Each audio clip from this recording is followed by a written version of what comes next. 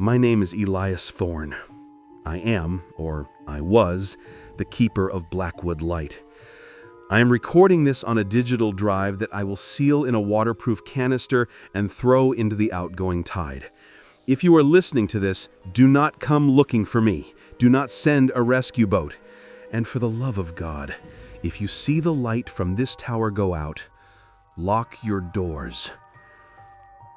I took this job because I wanted to disappear. After the accident in Chicago, after the fire that took my wife, I couldn't stand the noise of the city. I couldn't stand the pity in people's eyes. I wanted to be somewhere where the line between life and death was clear, concrete, simple. Keep the light on, ships stay safe.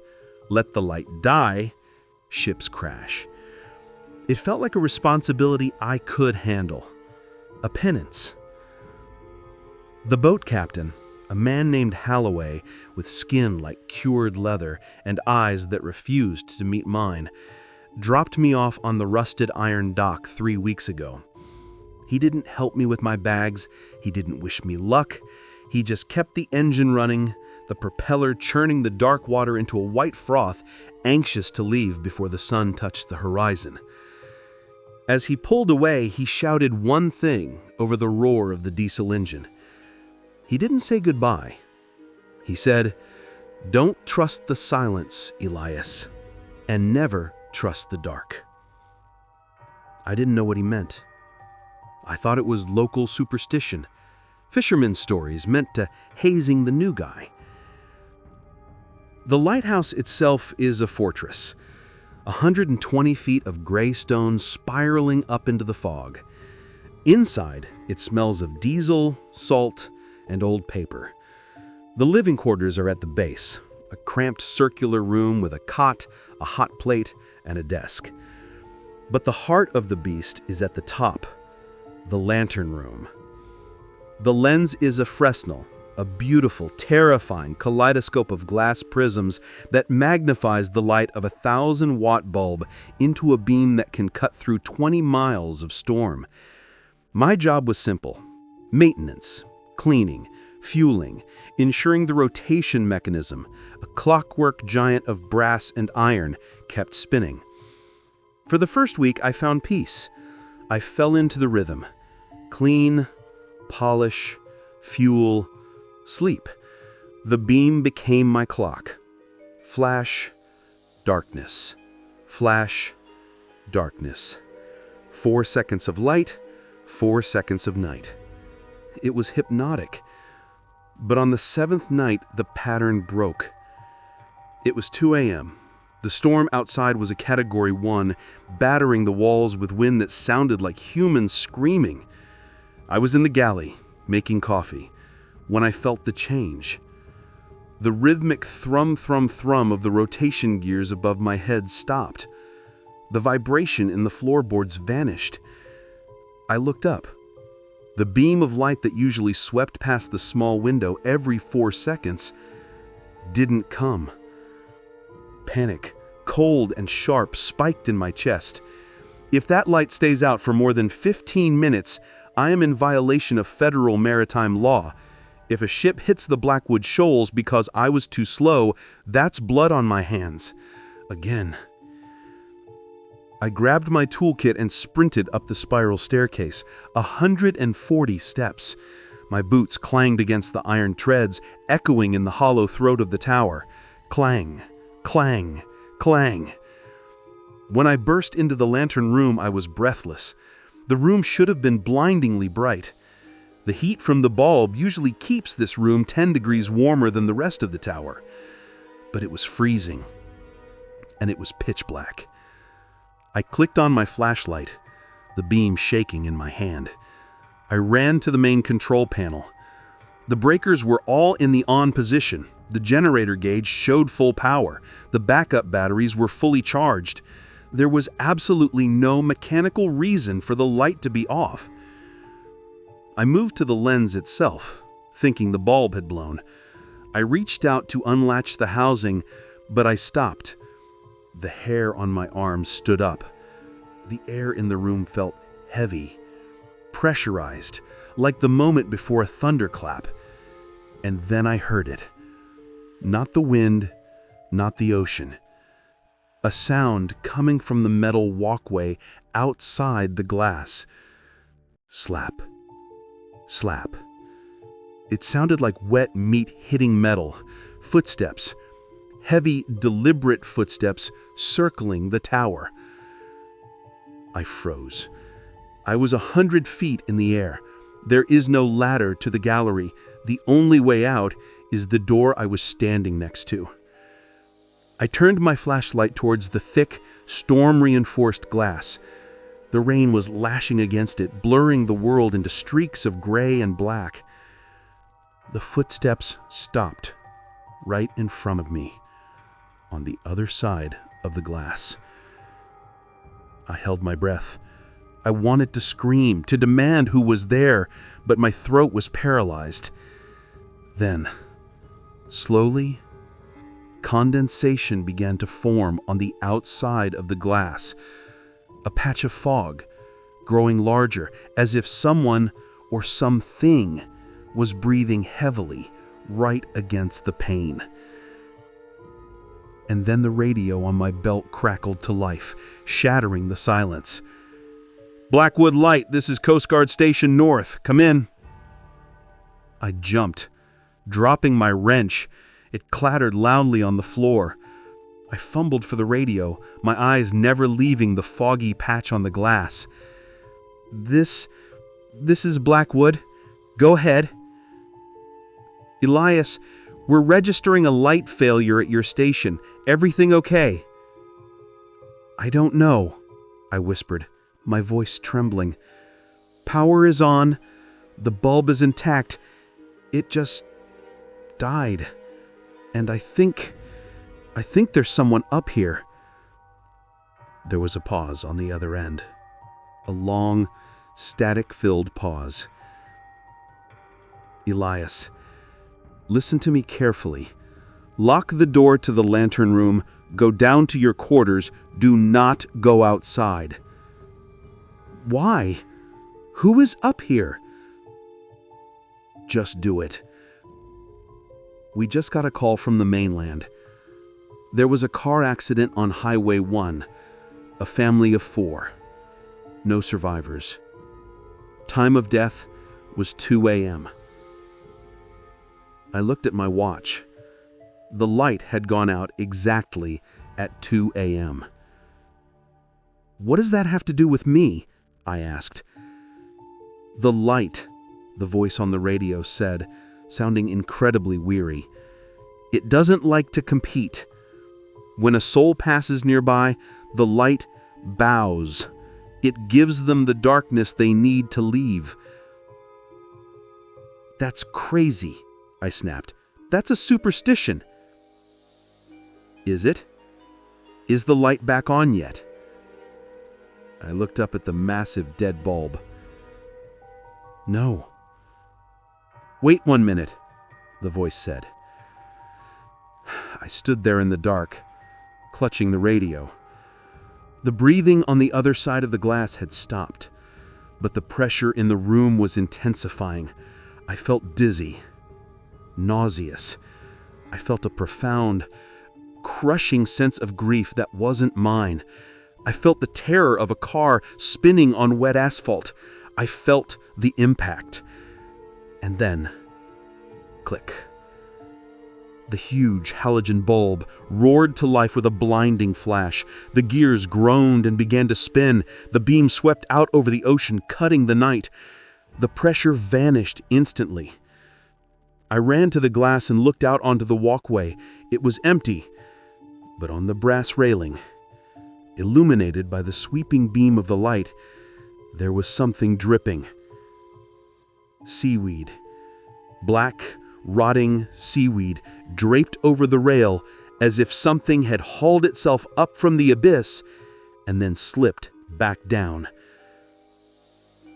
I didn't sleep that night.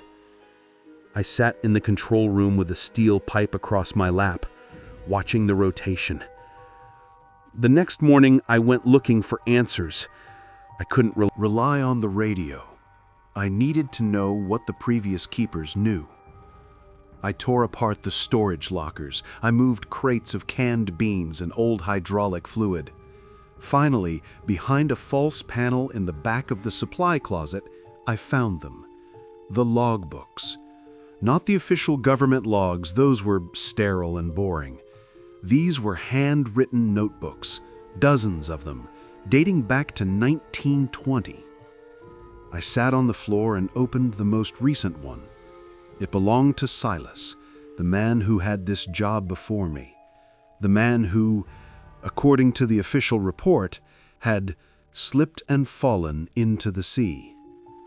The handwriting was jagged, frantic. The pages were stiff with salt spray. September 14th. It happened again. Old man Miller died in town. Stroke. The light went out for 3 minutes. I heard the scratching. They're getting bolder. They know the barrier is down when the light dies. October 2nd. The light isn't just a signal. It's a lid. It keeps them down. The light burns them. But when death comes, the light has to honor the crossing. It turns off to let the human soul fly. But in that gap, in that darkness, the deep ones try to get in. I read for hours. Silas described a history of this rock that made my blood run cold. He claimed that Blackwood Rock wasn't just a hazard to navigation, it was a doorway, a thin spot in the skin of the world. The lighthouse wasn't built to warn ships away from the rocks, it was built to keep something under the rocks from coming up.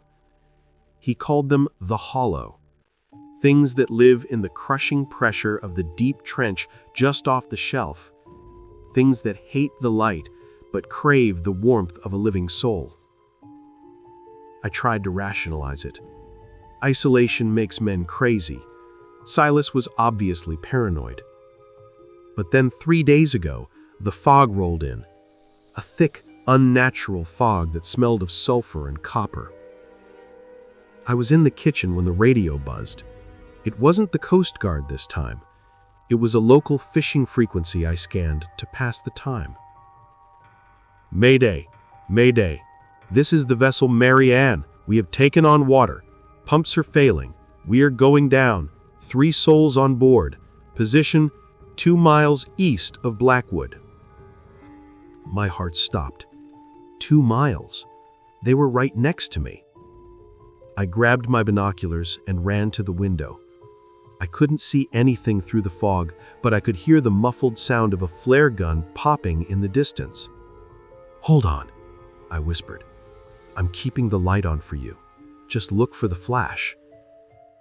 I looked up at the ceiling, praying to whatever mechanics ruled this place. Don't go out.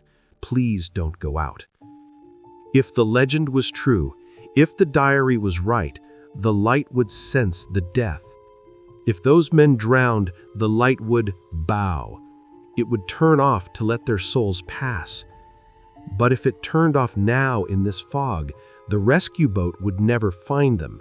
And worse, if the light turned off, the things in the water would come for them. I ran up the stairs. I had a plan. If the mechanism tried to shut down, I would override it manually. I would force the gears to turn.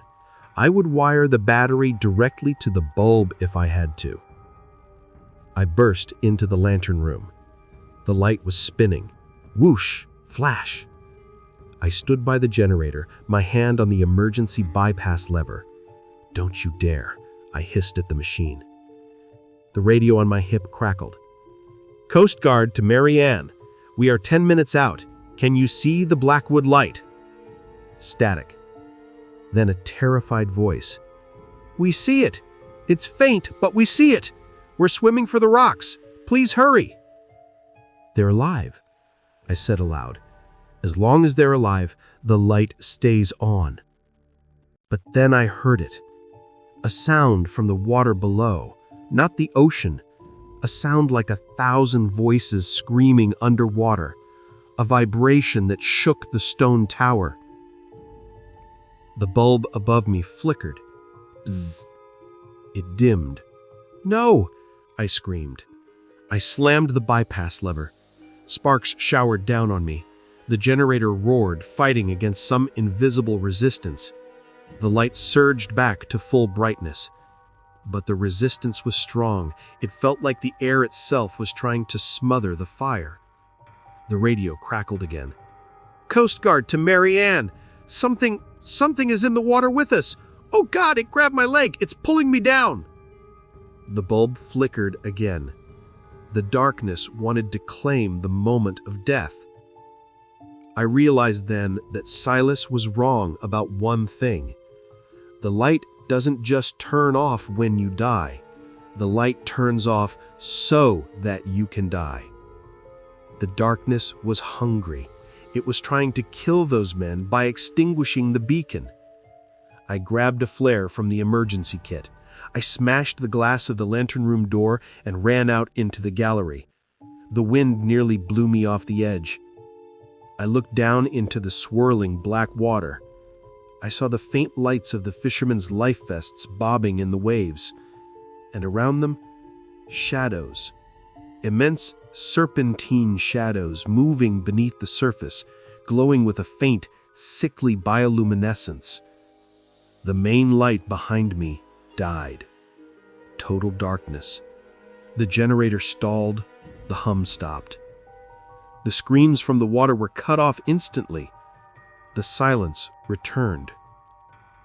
"No!" I roared. I didn't have electricity, but I had fire. I cracked a flare and held it high. A brilliant, blinding red light exploded into the night. It wasn't a beam, but it was light. I leaned over the railing, waving the flare, screaming into the storm. "Here! I'm here! Look at me!" Below in the water, the shadows recoiled. The red light seemed to burn them. They writhed and sank back into the deep. "Coast Guard!" I yelled into the radio. "I have a flare! 2 miles east! Hurry!" I held that flare until it burned my fingers, until the magnesium slag dripped on my boots. I lit another and another. I kept the shadows at bay. 20 minutes later, I saw the searchlights of the Coast Guard cutter. They pulled 3 men from the water, alive. I slumped against the cold stone of the tower wall, exhausted. The flare sputtered and died in my hand. I had won. I had beaten the rule. No one died. The light didn't need to bow. But as I sat there in the dark, waiting for the generator to restart, I heard the door to the lantern room creak open. I froze. I was on the outside gallery. The door led back inside. I had locked that door. Slowly, I turned my head.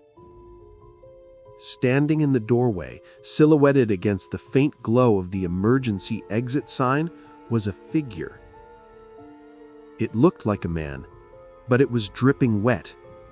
It was wearing an old-fashioned oilskin coat, the kind they stopped making 50 years ago. It took a step toward me. The smell hit me instantly. Rotting kelp and old graves. The figure raised a hand, pointing a finger at me. It spoke. Its voice sounded like grinding stones. "You stole from the deep. A life for a light. That is the bargain. You saved 3, so now you owe us 3. The generator kicked back on. The main light blasted into life, sweeping through the doorway. The figure was gone. But on the floor where it had stood was a puddle of seawater and 3 perfect black pearls. That was yesterday. Since then, the scratching hasn't stopped. It's not just on the glass anymore. It's on the door to my living quarters. It's under the floorboards. And the light, it's acting strange. It's not turning off. It's getting brighter. It's burning so hot that the glass lens is starting to crack. It's trying to warn me. Or maybe it's trying to burn out completely. I checked the news this morning. No deaths in town. No accidents. But I know they are coming to collect. You owe us 3, the thing said. I have a gun in my dress drawer, but I don't think bullets work on things that dissolve into water. I have to find a way to pay the debt, or I have to find a way to change the bargain. I'm going back into Silas's journals. There was a section I skipped, a section written in a different ink, red ink. It was titled, "The Ritual of the Extinguished Sun." If I don't make it through the night, if the light goes out and doesn't come back on, know that I didn't abandon my post. I was just collected. This is Elias Thorne, Keeper of Blackwood Light, signing off for now.